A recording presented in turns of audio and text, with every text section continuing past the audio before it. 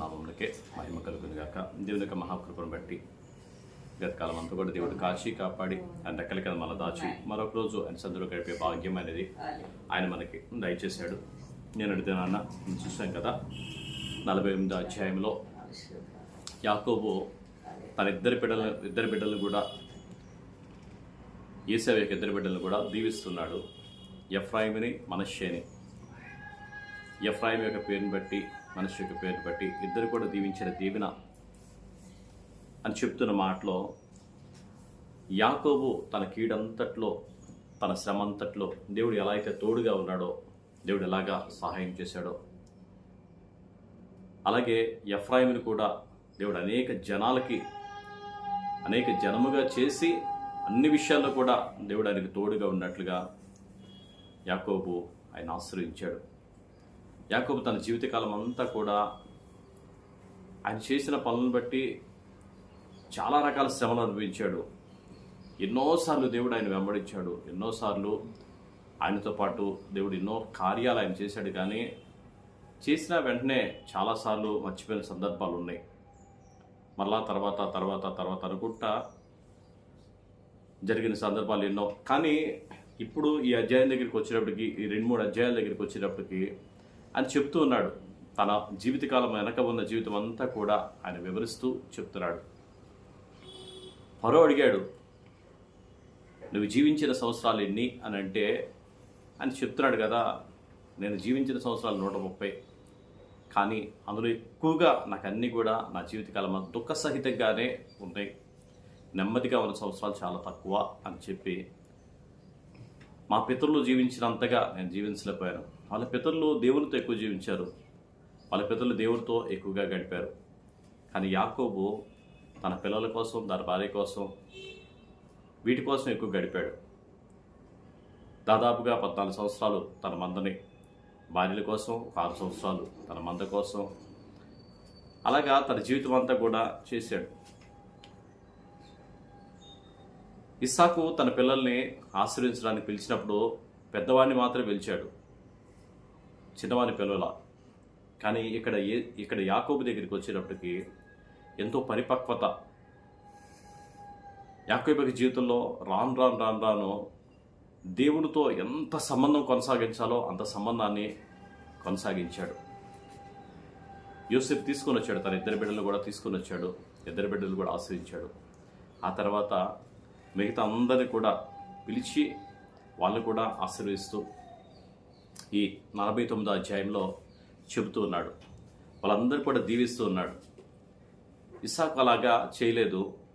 కానీ యాకోబు దగ్గరికి వచ్చినప్పుడు మాత్రం యాకోబు అలాగా బిడ్డలందరూ కూడా దీవిస్తున్నాడు, బిడ్డలందరూ కూడా ఆశీర్వదిస్తున్నాడు. ఈ ఆశీర్వాదము ప్రవక్తల ఆశీర్వాదం ఆశీర్వదిస్తున్నాడు. ప్రవక్తల ఆశీర్వాదం అంటే జరగబోయే కాలంలో, ముందు కాలంలో జరగబోయే వాళ్ళ పిల్లల తరాలంతటి వరకు కూడా జరగబోయే ప్రతి పరిస్థితిని కూడా ఆయన వివరిస్తూ అక్కడ ప్రవచనాత్మకంగా వాళ్ళు దీవిస్తూ ఉన్నాడు.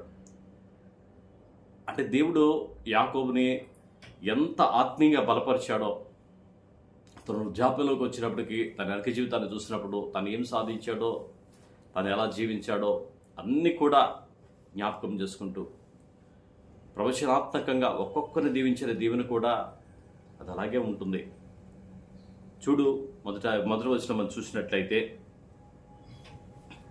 యాకోబు తన కుమారులను పిలిపించి ఇట్లనెను, మీరు కూడి రండి, అంచె దినములలో మీకు సంభవింపబో సంగతులను మీకు తెలియజేసేదను. యాకోబు కుమారులారా, కూడి వచ్చి ఆలకించుడి, మీ తండ్రి అయిన ఇశ్రాయేలు మాట వినుడి. రూబేను, నీవు నా పెద్ద కుమారుడవు, నా శక్తియు నా బలము యొక్క ప్రథమ ఫలమును, ఔన్నత్యాత్సయమును బలాత్సయము నీవే.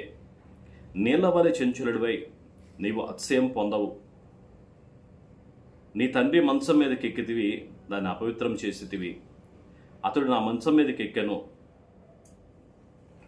అని చెప్పి రూబేన్కి చెప్తున్నాడు.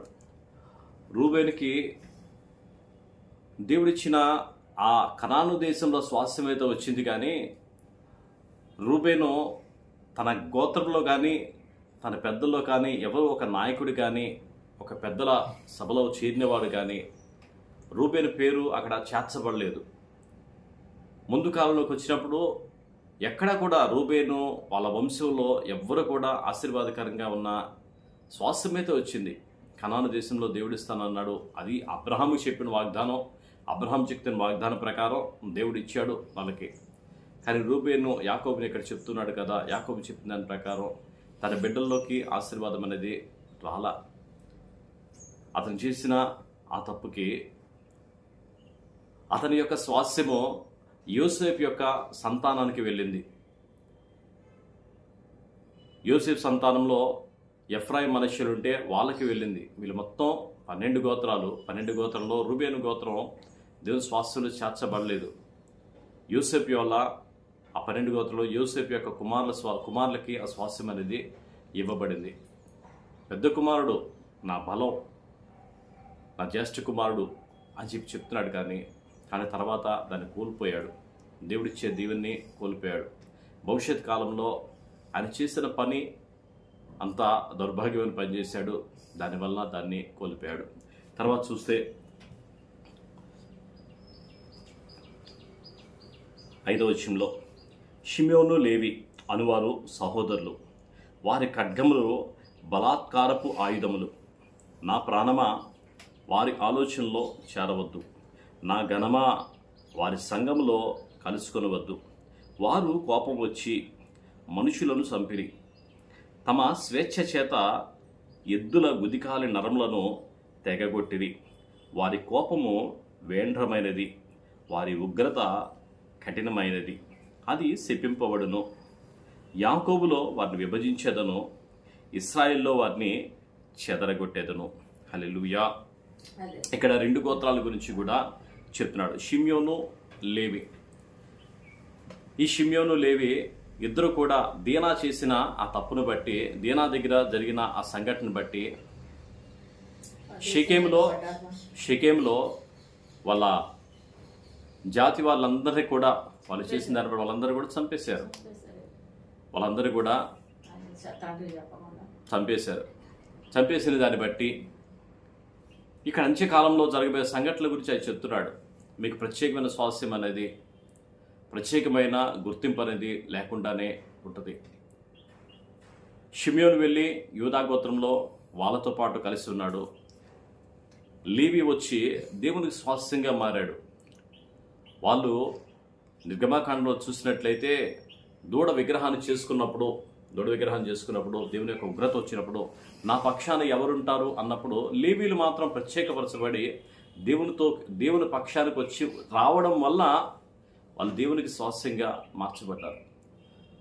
మన జీవితంలో తప్పులు చేయడం అనేది సహజం, తన వ్యక్తిగత జీవితంలో ఉన్న పరిస్థితిని బట్టి చేయడం అనేది. కానీ దేవుని కృప ఉంది కదా, అది మనల్ని దేవునితో నడిచే ఆ నడిపింపు వలన మన జీవితాలను మారుస్తుంది, మన వ్యక్తిత్వాన్ని మారుస్తుంది, మన పద్ధతి మారుస్తుంది, మన ఉద్దేశాలని అంతా కూడా దేవుడు తన చేతిలోకి మనం తీసుకొని మన భవిష్యత్ కాలంలో గొప్ప కృపను దేవుడు దయచేస్తాడు.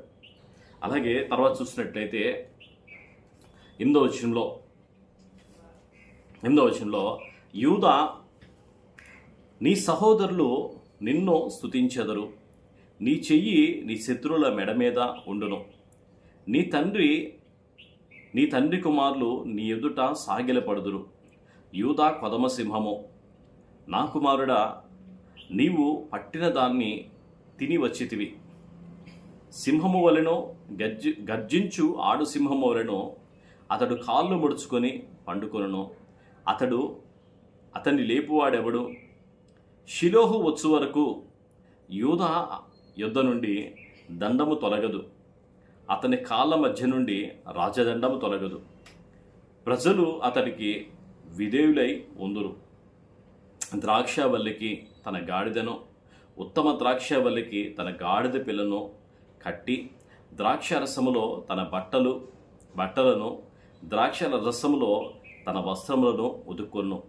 అతని కన్నులు ద్రాక్షరసము చేత ఎర్రగాను, అతని పళ్ళు పాల చేత తెల్లగాను ఉండును. హల్లెలూయా. యూదాను గురించిన ప్రవచన వాక్యం. యూదా కొదమ సింహం అని యాకోబు భవిష్యత్ కాలాన్ని దేవుని ఆత్మచేత యూదా ప్రత్యేకం. యాకోబు పుట్టిన సంతానం అంతట్లో కూడా యూదాను దేవుడు ప్రత్యేకంగా ఏర్పాటు చేసుకున్నాడు. అతని 3 కుమారులు పుట్టినప్పుడు కూడా 3 కుమారులు 2 పనికిమాలిన వాళ్ళు, 2 కూడా దేవుడు చంపేశారు. 3వడు పెళ్లి చేయలేదు. అయినప్పటికీ కూడా తామారు ద్వారా దేవుడు మరలా సంతానాన్ని ఇచ్చాడు. అయినప్పటికీ కూడా దేవుడి దృష్టిలో యూదా లేయా ఆమె గర్భంలో ధర్మించినప్పుడే అని చెబుతూ ఉంది, నేను దేవుని హత్తుకుని ఉన్నాను అని, దేవుని స్తుతిస్తాను అని చెప్పేసి స్తుతి అనే పేరు మీద ఆయనకి యూదా అని పేరు పెట్టింది. ఆ యూదా ఇప్పుడు దేవుణ్ణి స్తుతించడమే, దేవుని స్తుతించే ఆ సంఘములో చేర్చబడిన వాడే ఉన్నాడు. యూదా స్తుతి గోత్రముగా యేసుప్రభు వారు ఉన్నారు. అదే గోత్రం నుండి యేసుప్రభు వారు జన్మించారు. యాజకులుగా యేసుప్రభు వారు ఆ గొప్ప కృపని పొందుకున్నారు. అటువంటి ప్రతి దానిలో కూడా యూదాను గురించి మాట్లాడుతూ యూదా యొక్క ఆశీర్వాదం అంతా కూడా ప్రవచనాత్మకంగా యాకోబు మాట్లాడుతున్నాడు. భవిష్యత్ కాలంలో జరగబోయే ప్రతి సంఘటన కూడా యూదాను గురించి ఆయన తెలియచేస్తున్నాడు. రాబోయే కాలంలో షిలోహులో తన దండం, షిలోహు వచ్చే వరకు యూదా యుద్ధ నుండి దండము తొలగదు. షిలోహు వచ్చే వరకు అంటే షిలోహు అనే మాట యేసుప్రభు వారికే సాదృశ్యం. షిలోహులో వచ్చిన తర్వాత ఆ యొక్క మందసం ఫిలిష్తీయులు తీసుకుని వెళ్ళిపోయారు. ఆ తర్వాత మరలా దావీదు తీసుకొచ్చి దేవాలయాన్ని కట్టాడు. ఇప్పుడు అంటున్నాడు కదా, యేసుప్రభు వారు అంటున్నాడు, ఈ దేవాలయాన్ని పడగొట్టి 3వ దినమున నేను లేపుతానన్నాడు. ఏ దేవాలయం అంటే ఈ దేవాలయం అని చెప్పేసి యేసుప్రభు వారు చెప్పారు. యేసుప్రభు వారి గురించి ప్రవచన వాక్యంగా ఆయన మాట్లాడుతున్నాడు. దేవాలయం కంటే గొప్పవాడు, దేవాలయంలో మందసము కంటే కూడా ఆయన మందసమే ఉన్న దేవుడు. షిలోహులో తిరిగి వచ్చారు, ఆ దండం తొలగదు అని ప్రభువు ఆయన సెలవిస్తున్నాడు. పరిశుద్ధాత్మ దేవుడు యాకోబు ద్వారా మాట్లాడుతూ యేసుప్రభు వారి గురించి ప్రవచన వాక్యం రాబోయే సంగతులన్నీ కూడా ఆయన తెలియజేస్తూ, ఆయన పళ్ళు, ఆయన ద్రాక్షరసంలో తన బట్టలు ఉతుక్కును, ద్రాక్షల రక్తములో తన వస్త్రమును ఉతుక్కును, అతని కన్నులు ద్రాక్షరసము చేత ఎర్రగాను, అతని పళ్ళు పాల చేత తెల్లగాను ఉండును. హల్లెలూయా. ఆ ద్రాక్షరసాన్ని ఆయన రక్తముగా మార్చి మనకి ఆ రక్తం ద్వారా మన శుద్ధులుగా అయ్యేలాగా, మన పరిశుద్ధులుగా అవడానికి దేవుడు కృప చూపించాడు. అటువంటి ప్రవచన వాక్యం అంతా కూడా యాకోబు తన ఆత్మ ద్వారా, దేవుని యొక్క ఆత్మ ద్వారా ఈరోజు మాట్లాడుతున్నాడు. తర్వాత మనం చూసినట్లయితే ఇస్సాకారు 2 దొడ్ల మధ్య పండుకొని ఉన్న బలమైన గార్ధబము. అతడు విశ్రాంతి మంచిదగుటయు భూమి రమ్యమైనదగుటయు చూచెను. కనుక అతడు మోయుటకు భుజము ఉంచుకొని వెట్టి చేయు దాసుడు అగును.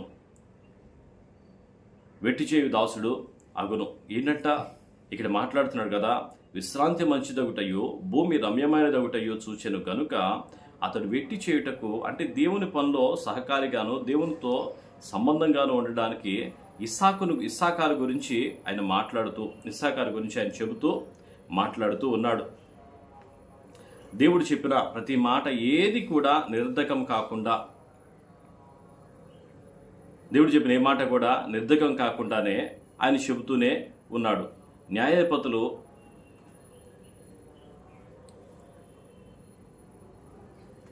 అలాగే తర్వాత దాను గోత్రం.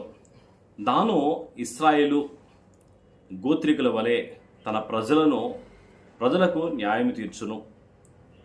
దాను త్రోవలో సర్పముగాను దారిలో కట్లపాముగాను ఉండును. అది గుర్రపు మడిమలు కరుచును. అందువలన ఎక్కువాడు వెనకకు పడును. యెహోవా నీ రక్షణ కొరకు కనిపెట్టి ఉన్నాను. బంటుల గుంపు గాదును కొట్టును, అతడు మడిమను కొట్టును. హల్లెలూయా.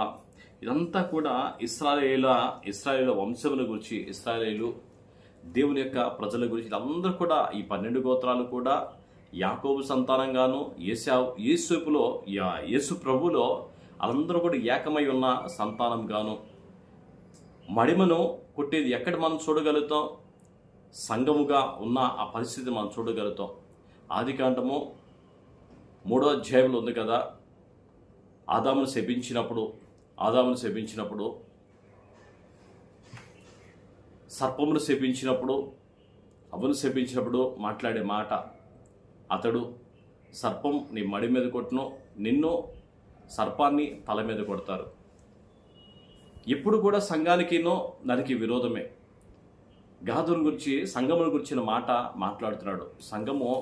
సంఘముకి ఎప్పుడు లోకానికి ఎప్పుడు విరోధంగానే ఉంటుంది, సంఘానికి సాతానికి ఎప్పుడు విరోధంగానే ఉంటుంది. ఎప్పుడు కూడా దేవుని ఆత్మకినో లోకాత్మకి ఎప్పుడు విరోధంగానే ఉంటుంది, శరీరానికి ఆత్మకి ఎప్పుడు కూడా విరోధంగానే ఉంటుంది. ఎప్పుడు కూడా ఎంతసేపు పోరాటంగానే ఉంటుంది. ఆ పోరాటం గురించి ఇక్కడ గాదుని గురించి మాట్లాడుతున్నాడు. తర్వాత ఆషేరు వద్ద శ్రేష్టమైన ఆహారము కలదు, రాజులకు తగిన మధుర పదార్థములు అతడు ఇచ్చును.